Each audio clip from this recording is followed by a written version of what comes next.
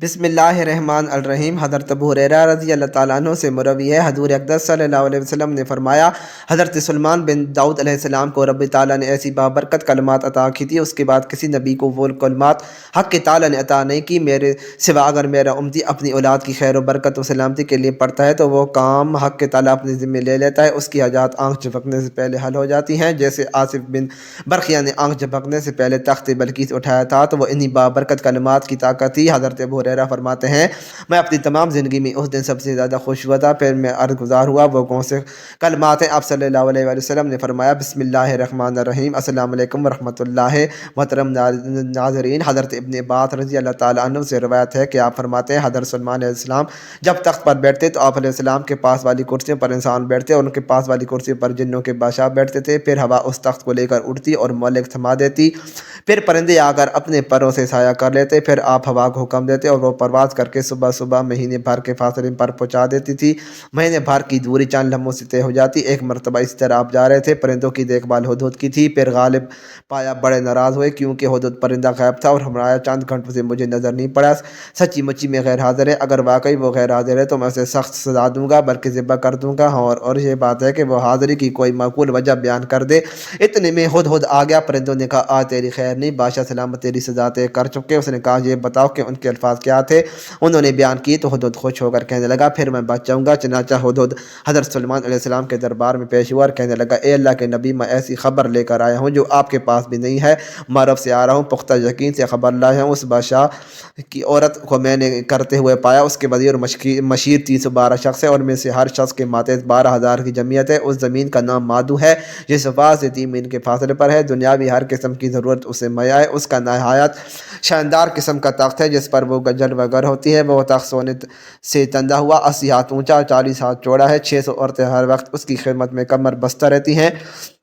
اس کا دیوان خاص جس میں سخت پیرائی، بہت بڑا محل ہے، بلند و بالا اور کشادہ، سب لوگ آفتاب پرست ہیں، خدا پرست کوئی نہیں۔ ملکہ کا نام بلقیس بنت شرح ہے، اس کا دادا پورے یمن کا بادشاہ عظیم تھا جس کی اولاد میں 40 لڑکے پیدا ہوئے جو سب سے بادشاہ بنے۔ اس کے والد نے ایک جنیہ عورت سے نکاح کر لیا تھا، اس کے بدن سے بلقیس پیدا ہوئی۔ جنیہ سے نکاح کے مختلف وجوہات بیان کی گئی ہیں، ایک یہ کہ اپنی حکومت اور سلطنت کی غرور والے لوگوں سے کہتا کہ تم میرے لائق نہیں، اس کا نتیجہ یہ ہوا کہ لوگوں نے اس کا نکاح ایک زانی سے کرا دیا۔ سلیمان علیہ السلام ملکہ بلقیس اور اس کی قوم کے متعلق بیان سن کر کہنے لگے، مجھے یہ معلوم کرنا ہوگا کہ تو سچ بول رہا ہے یا جھوٹ، میرے اس خط کو لے جا کر ملکہ بلقیس کو دے دے، پھر ان کے پاس سے ہٹ کر دیکھ وہ کیا جواب دیتی ہیں۔ ہدہد اس خط کو اپنی چونچ میں دبا کر ملکہ بلقیس کے محل میں جا پہنچا۔ ملکہ اس وقت کھانا کھانے میں مصروف تھی۔ ہدہد نے نہایت خاموشی اور احتیاط کے ساتھ خط اس کے سامنے اس طرح ڈالا کہ وہ جان نہ پائی کہ ہدہد کہاں سے آیا۔ ملکہ اپنی گود میں پڑے خط کو دیکھ کر محتاط ہو گئی اور خوفزدہ بھی، لیکن اتنا اندازہ ضرور تھا کہ یہ کوئی عام خط نہیں بلکہ معزز و مکرم ہے۔ اس پر مہر بھی لگی تھی۔ اس خط میں خط لکھنے کی تمام اصول پڑھتے گئے۔ خط لکھنے کے لیے پہلی شرط یہ ہوتی ہے کہ خط کا آغاز اس طرح ہو کہ خط لکھنے والے کا نام پتہ مکتوب کے نام میں آ جائے، کس نے خط لکھا ہے۔ ایک اہم بات، خط کا آغاز اللہ تعالیٰ کے پاک اور برکت نام سے کیا جائے۔ کہا جاتا ہے کہ حضرت سلیمان علیہ السلام سے پہلے کسی نے خط میں یہ مقدس کلمات نہیں لکھے تھے۔ حضرت ابو ہریرہ رضی اللہ تعالیٰ عنہ فرماتے ہیں، ایک مرتبہ میں آپ صلی اللہ علیہ وآلہ وسلم کے ہمراہ جا رہا تھا، آپ صلی اللہ علیہ وآلہ وسلم نے فرمایا، میں ایک ایسی آیت کو جانتا ہوں جو مجھ سے پہلے سلیمان داؤد علیہ السلام پر کے بعد کسی نبی پر نہیں اتری۔ آصف بن برقیہ نے وہی مقدس کلمات پڑھے تھے جن کی بدولت حق تعالیٰ نے ان کی حاجات آنکھ جھپکنے سے پہلے پوری کی تھی۔ اگر وہی کلمات میری امت اپنے لیے یا اپنی اولاد کی خیر و سلامتی کے لیے پڑھے تو ان کی حاجات بھی آنکھ جھپکنے سے پہلے پوری ہو جائے گی۔ میں نے استفسار کیا، وہ کون سی آیت ہے؟ آپ نے فرمایا، یہ مبارک کلمات آگے جا کر پڑھی جائیں گی۔ خط مختصر لیکن بلیغ انداز میں تحریر کیا گیا تھا۔ خط سے شاہانہ انداز میں ہی نہیں پیغمبرانہ شان بھی ظاہر ہوتی تھی۔ ابتدا اس امر کی طرف اشارہ تھا کہ سرکشی چھوڑ کر ایک اللہ کی عبادت کرو، یہ کسی بادشاہ کا نہیں بلکہ پیغمبر کا دعوت نامہ ہے۔ ایک اللہ کی عبادت کرو۔ ملکہ بلقیس عقل مند تھی، معاملات کو کس طرح تیز کیا جائے وہ بااختیار بھی تھی۔ اس کا فیصلہ اس کے اہل دربار کے لیے رد کرنا ممکن نہ تھا، پھر بھی اس نے فیصلہ سنانے کے بجائے اہل دربار سے مشورہ ضروری جانا۔ چنانچہ اپنے تمام مشورہ نویس اور سپہ سالاروں کو بلایا اور کہا، میری طرف ایک بہت ہی خام خط ڈالا گیا ہے جس میں مسلمان ہونے اور تابع فرمان بننے کی دعوت دی گئی۔ تم سب جانتے ہو کہ میں کوئی فیصلہ تمہیں بغیر نہیں کیا کرتی، تم سب مجھے اپنی رائے دو کہ ہمیں کیا کرنا چاہیے۔ تمام اہل دربار نے جواب دیا، ہمارے پاس طاقت و قوت کی کمی نہیں، اسلحہ اور سامان وافر مقدار میں موجود ہے، ہم بہادر و شجاع بھی ہیں اور میدان جنگ میں نہایت جرأت و مردی کے ساتھ لڑتے ہیں، اس لیے ہمیں خوفزدہ ہونے یا جھکنے کی ضرورت نہیں، ہماری طاقت مسلم ہے، ہر قسم کے مقابلے کے لیے تیار ہیں، آپ جو بھی آپ کا حکم ہو ہم آپ کے فرما بردار ہیں۔ ملکہ بلقیس خود اندازہ کر چکی تھی کہ حضرت سلیمان علیہ السلام کے سامنے اس کے لشکر کی کوئی حیثیت نہ تھی، اگر جنگ کی نوبت آتی تو تباہی اور بربادی کے سوا کچھ ہاتھ نہ آئے گا۔ اس نے اپنے سرداروں سے کہا، جب بیلونی حملہ آور کسی بستی پر حملہ کرتے ہیں تو اسے اجاڑ کر رکھ دیتے ہیں، وہاں کے باعزت لوگ ذلیل ہو جاتے ہیں، اپنا رعب اور شان و شوکت قائم کرنے کے لیے ہر ترتیب کی جاتی ہے، عورتوں کی عزتیں پامال کر دی جاتی ہیں اور قتل و غارت کی انتہا کر دی جاتی ہے، کھیتیاں جلا دی جاتی ہیں، رعایا کو مفلوج بنا دیا جاتا ہے، سپاہیوں کو قیدی بنا لیا جاتا ہے۔ کیوں نہ ایسی کوشش کی جائے کہ اس عمل سے بچا جائے۔ اس کا طریقہ یوں نکالا کہ حضرت سلیمان علیہ السلام کی خدمت میں تحائف بھیجے جائیں۔ ملکہ کا مقصود یہ بھی تھا کہ حضرت سلیمان علیہ السلام کی آزمائش بھی ہو جائے، اگر وہ تحائف لے کر راضی ہو گئے تو اس امر کی علامت ہوگی کہ وہ بادشاہ ہے اور ان سے مقابلہ کرنے کے لیے دنیاوی وسائل کام دے سکتے ہیں، اگر وہ واقعی نبی ہیں تو ان کے تحائف ان کے نزدیک کوئی اہمیت نہ ہوگی، ان کا ہدیہ قبول نہ کرنا اس کی امر کی طرف اشارہ ہوگا، ہمیں بھی اطاعت کے بغیر نہ رہ سکیں گے۔ ایک روایت کے مطابق سونے کی اینٹیں، جواہرات، قیمتی برتن، بعض روایت میں ہے کہ 100 غلام جنہیں زنانہ لباس پہنا کر آزمائش کے لیے لایا گیا تھا اور 100 کنیزیں بھی تھیں۔ مطلوب یہ تھا کہ حضرت سلیمان علیہ السلام کی آزمائش کی جائے کہ اگر وہ ان زنانہ لباس میں مردوں کو جو ہو بہو بالکل خواتین نظر آتے تھے آپ علیہ السلام پہچان لیتے ہیں تو نبی ہیں، ورنہ محض ایک بادشاہ۔ جب انتہائی شاطر ملکہ بلقیس کے قاصد آپ علیہ السلام کی خدمت میں پہنچے تو آپ علیہ السلام نے تمام مہمانوں کو وضو کرا کے تازہ دم ہونے کے لیے کہا۔ لڑکیوں نے برتن سے پانی بھا کر ہاتھ دھوئے جبکہ لڑکوں نے برتن میں ہاتھ ڈال کر پانی لیا، یوں آپ پہچان گئے کہ اول ذکر لڑکیاں اور باقی سارے لڑکے ہیں۔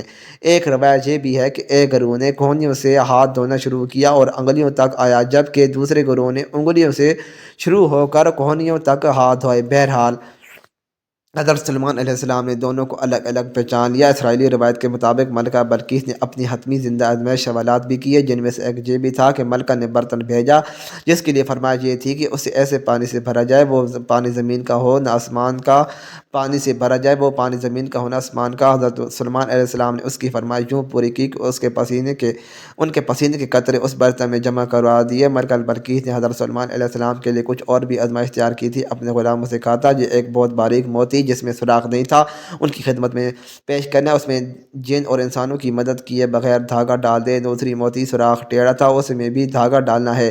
اگر یہ ان سوالوں کو اہم نہ پانا ممکن سمجھ کر غصے میں آ گیا تو وہ ایک عام بادشاہ ہے، اگر اس کا رویہ مطمئن اور خوشگوار رہا تو جان لینا کہ وہ معمولی بادشاہ نہیں بلکہ نبی ہیں۔ پھر اس کی بات توجہ سے سننا۔ قاصد حاضر ہوا، آپ نے ڈبیا طلب کی، اس نے کہا، کھولنے سے پہلے بتائیے اس میں کیا ہے۔ حضرت جبرائیل علیہ السلام نے مدد کی، آپ علیہ السلام نے فرمایا، ایک موتی بغیر سوراخ، دوسرا موتی ٹیڑھے سوراخ والا ہے۔ قاصد نے کہا، ان دونوں میں دھاگا ڈال دو۔ آپ نے اپنے درباریوں سے فرمایا، موتی میں سوراخ کون کرے گا؟ دیمک نے کام اپنے ذمے لیا، اپنے منہ میں ایک بال لیا اور موتی میں ایک سرے سے داخل ہو کر دوسرے سرے سے نکل آیا۔ آپ علیہ السلام نے دیمک سے خوش ہو کر فرمایا، تمہیں کوئی حاجت ہو تو بیان کرو۔ اس نے کہا، اے نبی علیہ السلام، میرا رزق درختوں میں کر دیجیے۔ آپ علیہ السلام نے اس کی فرمائش پوری کی، پھر آپ نے ٹیڑھے سوراخ والے موتی کو سامنے رکھا اور کہا، اس میں دھاگا کون ڈالے گا؟ سفید کیڑے نے آگے بڑھ کر کہا، میں یہ کام کروں گا۔ اس نے دھاگا اپنے منہ میں لیا اور ایک طرف جا کر دوسری طرف نکل آیا۔ آپ علیہ السلام نے اس کیڑے سے اس کی حاجت پوچھی، اس کیڑے نے کہا، اے اللہ کے نبی، میرا رزق پھلوں میں رکھ دو۔ اس کی فرمائش بھی رہتی دنیا تک پوری کر دی گئی۔ قاصد تو آپ سے مرعوب ہو چکے تھے۔ جب حضرت سلیمان علیہ السلام نے قاصدوں کے استقبال کے لیے درمیان سے کوئی 30 میل کی مسافت پر سونے، چاندی اور اینٹوں کے فرش بنانے کا حکم دیا، رستے میں دونوں طرف عجیب الخلقت جانوروں کو کھڑا کر دیا، دربار کو بھی بناؤ سنگار سے ترتیب دیا گیا۔ اپنے تخت کے دائیں بائیں 4000 سونے کی کرسیاں اور ایک طرف علماء اور دانشوروں کے لیے تھیں، دوسری جانب اموال سلطنت کے لیے بچھا دی گئیں۔ چنانچہ جب قاصد آئے تو انہوں نے سونے کی اینٹوں پر جانوروں کو کھڑے دیکھا، آگے آگے تیموروں کی قطاریں تھیں، پھر جنات کی صفتیں، راستے میں حیران کر دینے والے مناظر تھے۔ دربار جب قاصد درباری عالیہ پہنچ گئے تو وہاں کی شان و شوکت دیکھ کر دنگ رہ گئے۔ جہاں سے حضرت سلیمان علیہ السلام سے ملاقات ہوئی تو شاہانہ بادشاہ ہونے کے بعد آپ علیہ السلام خندہ پیشانی سے پیش آئے۔ قاصدوں نے بیش قیمت تحفے تحائف پیش کیے تو آپ علیہ السلام نے فرمایا، کیا تم نہیں دیکھتے کہ اللہ تعالیٰ تعالیٰ نے مجھے ہر چیز سے نوازا ہے، یہ مال و دولت میرے لیے بے معنی ہے اور تم نے مجھے معمولی تحائف دے دیے، جبکہ اللہ تعالیٰ نے مجھے نبوت سے سرفراز کیا ہے، پھر جن و پرند اور ہواؤں کو میرے لیے مسخر کیا۔ میری بادشاہی کی شان و شوکت تم دیکھ رہے ہو، اس دنیاوی ساز و سامان کی میرے نزدیک کوئی حیثیت نہیں۔ تم اپنے تحفے واپس لے جاؤ اور ایک خطرناک انجام کا انتظار کرو۔ میں انسانوں کی نہیں بلکہ جن اور پرندوں کی فوج لے کر حملہ آور ہوں گا، جن کا تم مقابلہ نہ کر پاؤ گے، اور تم اپنے ہدیے پر فخر کرو، اسے اپنے ہمراہ لے کر لوٹ جاؤ۔ قاصد حیران و پریشان ہو کر واپس ہوئے۔ حضرت سلمان شوکت دیں کر جہاں سے حضرت سلمان علیہ السلام سے ملاقات ہوئی تو شاہانہ بادشاہ کے باوجود آپ علیہ السلام خدہ پیشانی سے پیش آئے۔ قاصد انہوں نے پیش قیمت تحفے پیش کی تو آپ پریشان ہو کر واپس ہوئے۔ حضرت سلمان علیہ السلام کے دربار کے احوال کے علاوہ ان کے اعلان جنگ کو بھی ملکہ نے کو سنایا۔ ملکہ جان گئی کہ وہ بادشاہ کے علاوہ نبی بھی ہیں اور اللہ کے نبی اور رسول سے لڑنا گویا اللہ سے مقابلہ کرنا ہے، جن کی طاقت ہم میں نہیں۔ ملکہ نے حضرت سلمان علیہ السلام کے دربار میں حاضر دینے کا فیصلہ کیا۔ کہا جاتا ہے کہ اس نے 12,000 سردار منتخب کیے، جن کے ماتحت 1,00,000 سپاہی تھے۔ حضرت سلمان علیہ السلام نے دور سے کوئی دھول جیسا دھواں اٹھتا ہوا دیکھا تو جان گئے کہ ملکہ بلقیس اپنے سپاہیوں کے ساتھ آ رہی ہیں، اور اس وقت وہ محل سے 3 میل کے فاصلے پر تھیں۔ حضرت سلمان علیہ السلام نے سوچا وہ میرے دربار کی شان و شوکت کے ساتھ ساتھ پیغمبرانہ معجزہ بھی دیکھ لیں، اس لیے آپ علیہ السلام نے اپنی اس مجلس میں کہا جہاں آپ صبح سے دوپہر تک مقدمات کا فیصلہ کیا کرتے تھے، جہاں جن و انس سب بھی شریک تھے، آپ نے فرمایا کیا ملکہ بلقیس کا تخت جس کی بیش قیمت اور نادر ہونے کی بہت شہرت ہے، ملکہ کے میرے دربار میں پہنچنے سے پہلے کوئی لا سکتا ہے؟ کیونکہ جب وہ جہاں آئے گی ایمان لے آئے گی، پھر اس کا مال ہم پر حرام ہو جائے گا۔ بہرحال ایک طاقتور اور سرکش جن جو ایک بڑے پھاڑ جتنی جسامت رکھتا تھا، اگر آپ مجھے اجازت دیں تو میں آپ کا دربار برخاست کرنے سے پہلے اس کو تخت کو ہواؤں پر آپ جانتے ہیں کہ اٹھا کر لا سکتا ہوں کہ میں بہت ہی ایماندار ہوں اور ذخیرہ جواہرات مزین تخت سے کوئی چیز نہیں چراؤں گا۔ ظاہر ہے کہ جن انسانوں کے مقابلے میں غیر معمولی قوتیں رکھتا ہے، کسی انسان کے لیے ممکن نہیں کہ وہ بیت المقدس سے مغربی یمن جو 1,500 میل کا فاصلہ 2-4 گھنٹوں میں طے کر کے تخت جہاں پہنچائے۔ تخت بھی کوئی عام معمولی نہیں تھا، نہایت وسیع و عریض اور وزنی، جسے اٹھانا فرد واحد کی بس کی بات نہیں تھی، اور پھر تخت بھی وہ سب سے زیادہ حفاظت جہاں خود اس کے لوگوں کی رسائی ممکن نہ تھی۔ مجلس شورا میں موجود ایک شخص بول اٹھا، یہ وہ شخص تھا جس نے کتاب کا علم حق تعالیٰ نے عطا کیا تھا۔ آپ کی پلک جھپکنے سے بیشتر میں چاہتا ہوں کہ آپ کی خدمت میں حاضر کر سکتا ہوں۔